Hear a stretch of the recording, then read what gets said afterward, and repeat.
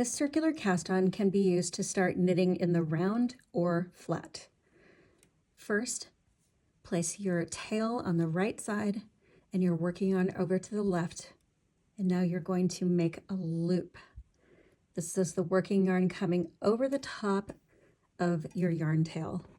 Pick up the loop and tension your working yarn in your left hand and the tail from the loop in your right hand.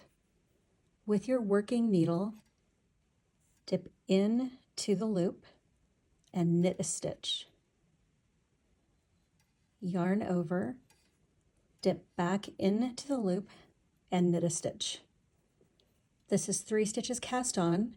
Usually when you're working in the round, you'll want to cast on more stitches and you'll probably want an even number. This is cast on for working back and forth. And you can cast on more stitches too. Let's do a couple more. So here is my 4th stitch and my 5th stitch.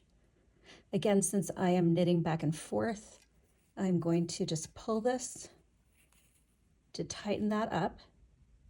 And now I have 5 stitches cast on.